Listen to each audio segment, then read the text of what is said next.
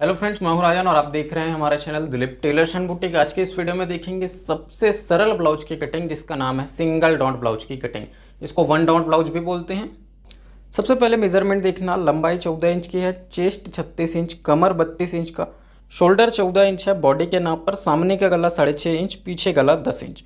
Complete जो measurement है body से लिया गया है, अभी ब्लाउज का ये नाप नहीं है। तो कैसे इसकी कटिंग करेंगे चलिए देखते हैं। सबसे अच्छी बात क्या है, डायरेक्ट कपड़े पर कटिंग करनी है। यहाँ पे देखना, ये एक ब्लाउज पीस है जिसको हमने डबल फोल्ड रखा हुआ है। तो ये डबल फोल्ड आपको ऐसे ही बिछाना है। उसके बाद हम क्या करेंगे, जब भी डायरेक्ट कपड़े पर कटिंग करते हैं ना, तो एक चीज़ का ध्यान रखना, एक कॉर्नर पे यहाँ पे स्केल से आपको पहले सीधा निशान लगाना है, ये इस तरह से, ताकि ये लाइन आपकी बिल्कुल सीधी हो जाए। ये हो गया। इसके बाद हम क्या करेंगे, सबसे पहले लेते हैं लंबाई का मेजरमेंट। देखिए, आगे बढ़ने से पहले कुछ बातें आपसे कहना चाहूँगा। ये बिल्कुल सरल ब्लाउज की कटिंग है, इसको बिगिनर्स लोग बहुत ध्यान से देखें, और उसके साथ साथ जो लोग ऑलरेडी टेलरिंग काम अच्छे से कर रहे हैं वो लोग भी इसको देखें, क्योंकि आप सभी जानते हैं कि सिंगल डॉट ब्लाउज सिर्फ बिगिनर्स के लिए नहीं होता, ये बहुत सी चीज़ों में काम आता है। जैसे एम्ब्रॉयडरी हो गया, वर्क वाले जितने भी हैवी वर्क वाले स्टोन वाले ब्लाउज आते हैं जिसमें हमें डॉट लगाते नहीं बनता, तो हमें सिंगल डॉट से बनाना पड़ता है। ठीक है, तो इस तरीके से आप लोग मेथड अगर अच्छे से समझे रहेंगे तो आसानी से आप कभी भी इसकी कटिंग कर पाएंगे। मैं इसको बिल्कुल प्लेन फैब्रिक पे एक ब्लाउज पीस पे बता रहा हूँ, आप लोग किसी भी एम्ब्रॉयडरी वाले ब्लाउज पे भी इसको कट कर सकते हो। अभी स्टार्ट करते हैं। यहाँ पर 1/2 इंच नीचे आकर के एक निशान लगाना है हमें, ये ऐसे। ठीक है, ये चीज़ का आप ध्यान रखोगे। उसके बाद अब आ जाते हैं लंबाई पे। लंबाई कितनी है, 14 इंच की। 1 इंच का लेंगे मार्जिन, तो ये 15 इंच इस तरह से देखिए, 15 इंच का निशान ये हो गया। 2 जगह पे लगा लेना इस निशान को, ताकि स्केल से बराबर मिलाते बने।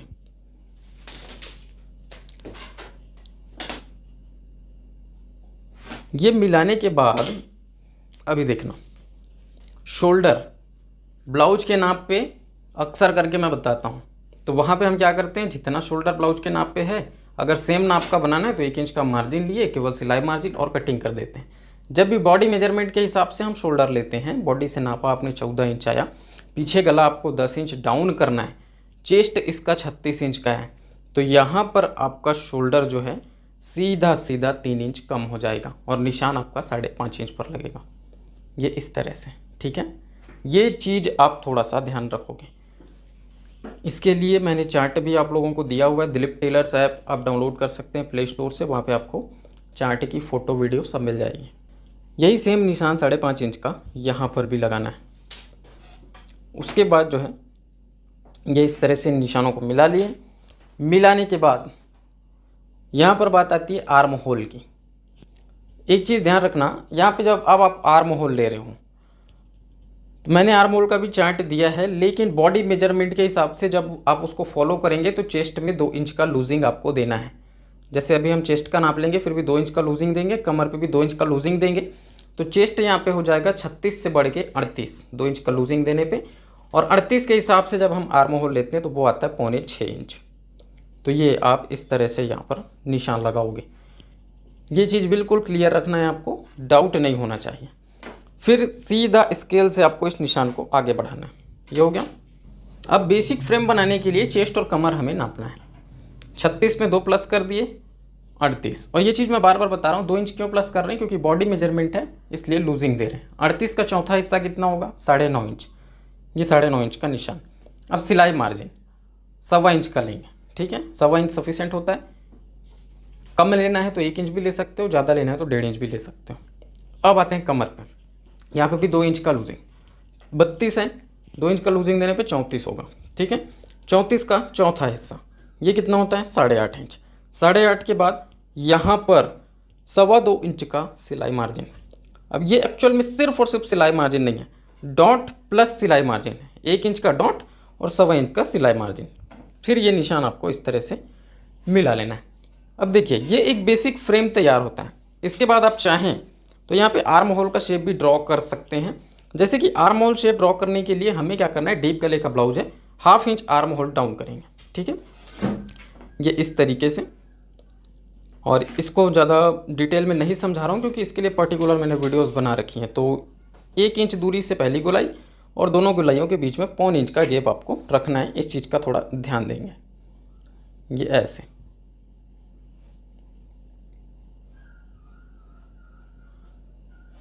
तो ये हो गया आर्म होल की गोलाई। ये इतना करने के बाद आप डिसाइड कर सकते हैं कि आपको ब्लाउज का कौन सा पैटर्न बनाना है। हालांकि मैं आज सिंगल डॉट ब्लाउज बता रहा हूँ, लेकिन यहाँ पे आप 4 डॉट भी बना सकते हैं, प्रिंसेस कट भी बना सकते हैं, कटोरी वाली भी बना सकते हैं, कोई दिक्कत नहीं है, क्योंकि ये एक बेसिक फ्रेम है ब्लाउज का। अब देखिए यहाँ पर हम गले के लिए आगे बढ़ते हैं, तो गला भी हम बेसिक फ्रेम में ही ऐड कर सकते हैं। उसके बाद डिसाइड कर सकते हैं कि हमें कौन सा पैटर्न बनाना है। तो गला बनाने के लिए 2.25 इंच का गला लेंगे, ठीक है। और उसके पहले हम यहाँ पे शोल्डर भी डाउन कर सकते हैं। ये ऐसे, ये आप गले का 2.25 इंच निशान लेने के बाद भी डाउन कर सकते हो और पहले भी डाउन कर सकते हो। ये ऐसे जो हो गया। अब 2.25 इंच का गला लेंगे। कुछ लोग बोलते हैं कि सर हम अक्सर डोरी पाइपिंग यूज़ करते हैं, तो गला कितने इंच का लें? तो 2 इंच का भी लोगे तो भी चलेगा। ये हो गया 2.25 इंच। उसके बाद यहाँ पर आके थोड़ा फैला करके 2.5 इंच का निशान लगाएं और ये इस तरह से दोनों निशान मिला लें। अब जैसे ही आपने ये निशान मिलाया, सामने गले का लंबाई आपको देखना है। जैसे 6.5 इंच की लंबाई है, यहाँ पर आकर के निशान लगा दिए और निशान लगाने के बाद ये देखना, ये इस तरह से। अब हम क्या करेंगे, राउंडिंग शेप देंगे। गले का राउंडिंग शेप कैसे देते हैं, ये देखिए, बिल्कुल करीब से गोलाई देनी है। जब भी आप गोल शेप देंगे बिल्कुल करीब से गोलाई देनी, ज़्यादा दूर से नहीं देनी है। ये ऐसे, ये हो गया। अब यहाँ पर देखिए, ये है एक सिंगल डॉट ब्लाउज, ठीक है।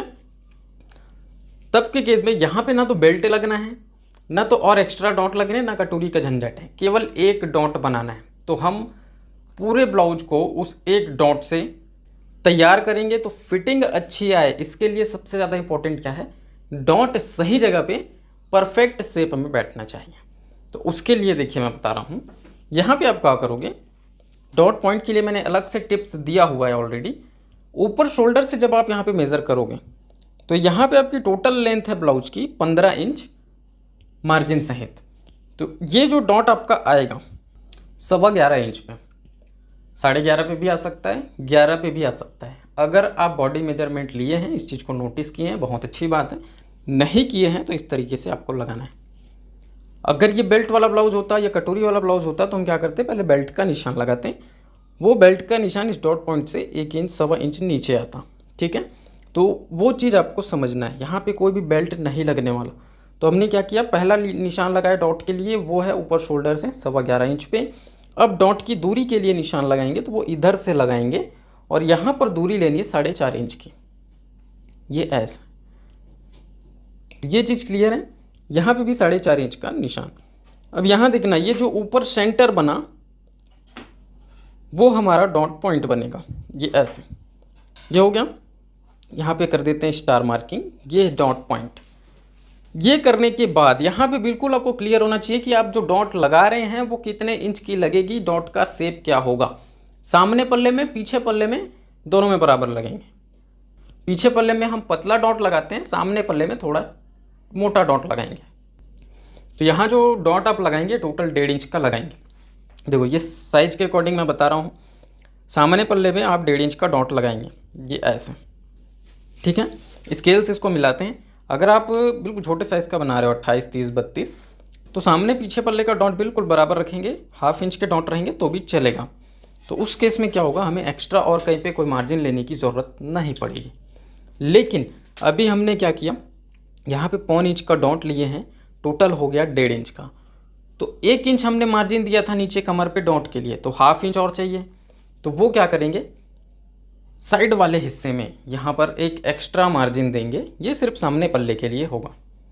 और ये बड़ी साइज़ों के ब्लाउज़ में या मीडियम साइज़ों के ब्लाउज़ में जब आप सिंगल डॉट बनाएंगे तो इस तरह से करना, ताकि डॉट में कोई कमी ना आए, क्योंकि हमें सिर्फ एक डॉट के भरोसे ही इस ब्लाउज को तैयार करना है, ठीक है। उसके बाद यहाँ पे देखना,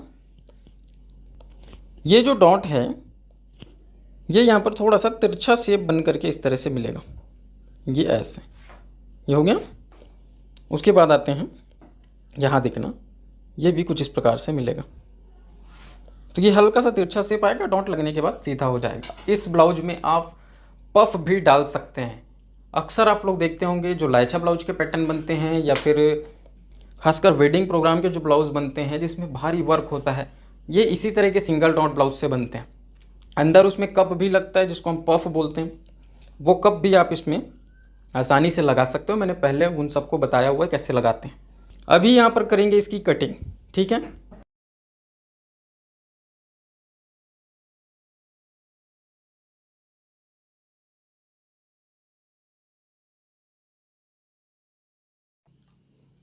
तो ये देखिए इस तरह से हमने काट दिया। यहाँ पर एक चीज़ का ध्यान रखना, जब आप पहले कटिंग करोगे तो पीछे पल्ले के अकॉर्डिंग आपको काटना है, ठीक है। अब देखिए इसको अलग करते हैं। ये जो एक्स्ट्रा कपड़ा है, यहाँ पे एक चीज़ का ध्यान रखना, पीछे पल्ला सिंगल पीस होगा तो आपको इसको डबल फोल्ड जब भी आप रखोगे तो बंद वाला हिस्सा अपनी तरफ रखना है। ये देखिए ये फोल्ड वाला हिस्सा अपनी तरफ रखना है।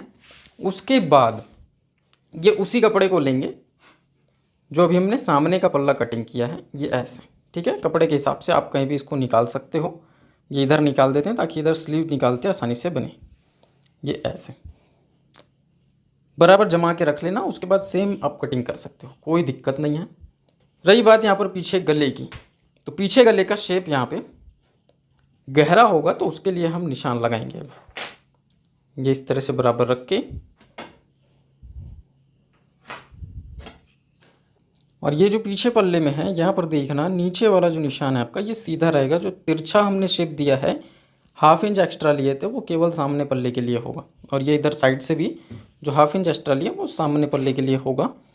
तो ये आप इस तरह से मिलाओगे इसको, और उसके बाद ये फिर से ऐसे रख देना। यहाँ पर एक निशान लगा करके इन निशानों को भी आपको मिला लेना है, ठीक है। ये इस चीज़ का आप ध्यान रखोगे। उसके बाद आर्म होल का शेप आपका बराबर बैठेगा क्योंकि पीछे पल्ले के अकॉर्डिंग ही हमने कटिंग किया हुआ है। तो चलिए अब कर देते हैं इसकी कटिंग।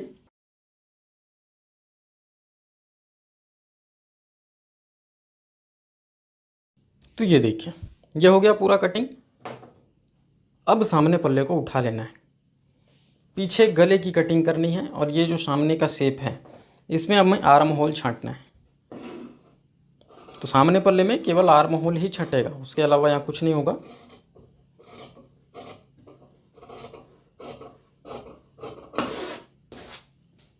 अब आते हैं पीछे पल्ले पे। गला 10 इंच का बनाना है। गले का शेप आप जो भी रखना चाहो रख सकते हो। तो यहाँ पे हम क्या करेंगे, पहले 10 इंच इस तरह से नाप लें ऐसे, उसके बाद स्केल से बराबर मिला लें। यहाँ पर 3 इंच का फैलाव दे सकते हो, और भी एक्स्ट्रा कर सकते हैं अगर चाहें तो, कोई दिक्कत उससे नहीं होने वाली।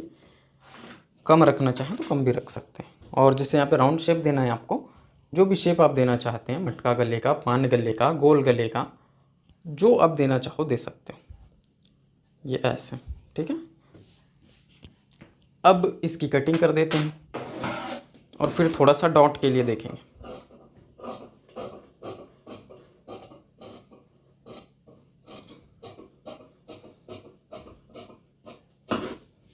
ये हो गया। इसके बाद आते हैं डॉट। तो पीछे पल्ले का जो डॉट है ये आएगा 4.5 इंच की दूरी पे, ऊंचाई लगभग 4 इंच की, ये ऐसा। और उसके बाद यहाँ पे हमें एक सीधा निशान लेकर के कट लगा देना है।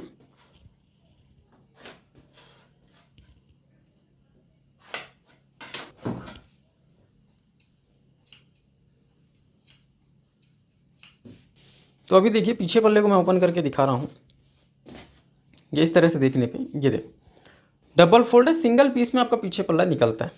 अगर आपको पीछे हुक बनाना है, सामने हुक नहीं बनाना, तब आप क्या करोगे, बीच से इसको कट कर दोगे, ठीक है। ये होता है पीछे हुक बनाने का प्रोसेस। लेकिन अक्सर सामने हुक बनते हैं, बिगिनिंग स्टेज पे हो तो सामने हुक ही बनाओ, ठीक। ये हो गया पीछे पल्ले की बात। अब इसको हटाते हैं, सामने पल्ला देखते हैं। तो सामने पल्ले में यहाँ पर ध्यान देना, ये वाला जो पीस है ये डबल है। इसको ओपन करते हैं। ये जो इसका डॉट है ये कुछ इस तरह से लगेगा, और सिंगल डॉट में बहुत अच्छी फिटिंग आएगी। ये इस प्रकार से जब डॉट पूरे लग जाएंगे तो ये आपका जो शेप है बिल्कुल सीधा बैठेगा। ये जो तिरछा हमने लिया हो 1/2 इंच, वो बिल्कुल सीधा हो जाएगा। ओपन करके दिखाता हूँ। ये दोनों अलग अलग पीस हैं, ये देखो, ठीक है। सामने हुक की पट्टी लगेगी, हालांकि ये थोड़ा सा लंबा पट्टी आएगा, लेकिन बहुत ही अच्छी फिनिशिंग आएगी, एम्ब्रॉयडरी वगैरह ब्लाउज बनाएंगे तो बहुत अच्छा बनता है सिंगल टोन ब्लाउज में। अब बात करते हैं स्लीव्स कटिंग की। तो कुछ लोग कमेंट किए, बोल रहे थे कि सर स्लीव्स कटिंग भी अगर साथ ही साथ वीडियो में बता दें तो अच्छा होगा, लेकिन मैं क्या करता हूँ हमेशा आपको लिंक देता हूँ नीचे डिस्क्रिप्शन पे, जिसमें मैं स्लीव्स की कटिंग को अच्छे से समझा दिया रहता हूँ। तो स्लीव कटिंग सभी ब्लाउज में एक तरह से होते हैं, इसमें ऐसा नहीं है कि आप अलग पैटर्न का ब्लाउज बना रहे हैं तो उसमें स्लीव अलग लगेगा, ऐसा कुछ नहीं होता है। आपको तरीका सीखना है, बाकी आप आसानी से कर सकते हो। जैसे ये एक कपड़ा है, डबल फोल्ड कपड़ा है, ध्यान दीजिएगा। तो इसको हमें क्या करना है, टोटल 4 फोल्ड कर देने हैं। डबल फोल्ड था, एक बार और फोल्ड कर देने से 4 फोल्ड हो गए। अब इसके लेना है, एक बिल्कुल सीधा निशान लगाना है, ये ऐसे। अब देखिए, जैसे आपको बनाना है एकदम छोटा स्लीव्स, क्योंकि नॉर्मल स्लीव्स तो मैं हमेशा बताते रहता हूँ, एकदम छोटा स्लीव्स बनाना है 3 इंच का। तो आप क्या करोगे, 1/2 इंच का मार्जिन लेना और 3.5 का निशान लगाना, ये ऐसे, ये हो गया। उसके बाद यहाँ पर आकर के 3.5 का एक बार फिर से निशान, ये दोनों निशान लग जाने के बाद यहाँ पर हम क्या करेंगे, आस्तीन आर्म होल बिठाने के लिए एक निशान लगाएंगे, वो लगेगा हमारा 2 इंच पे। ये क्लियर है।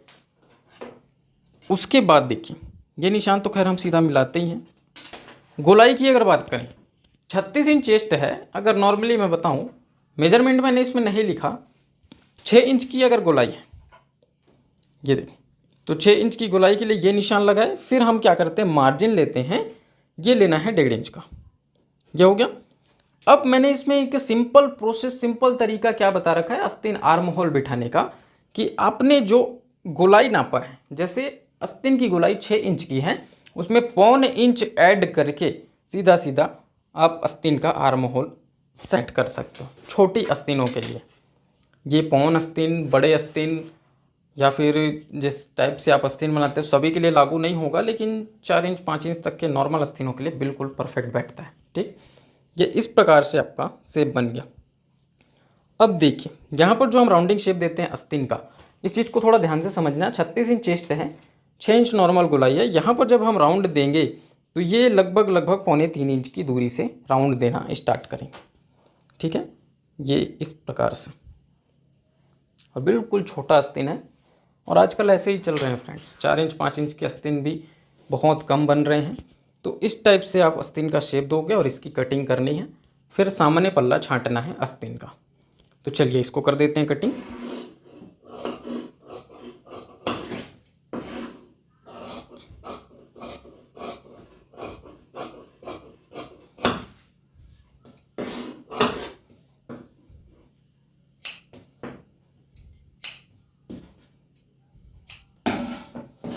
अब यहाँ पे देखना, ये ओपन करते हैं, और सामने पल्ला छांटने से पहले एक ज़रूरी जानकारी मैं आप लोगों को बता दूं, ये एक ब्लाउज का पीस है बिना अस्तर वाला। तो जब आप आस्तीन कटिंग करते हैं ना, तो इसमें तुरपाई के लिए हमको मार्जिन लेना पड़ता है 1 इंच का, कम से कम तुरपाई के लिए इधर मार्जिन आएगा आपका।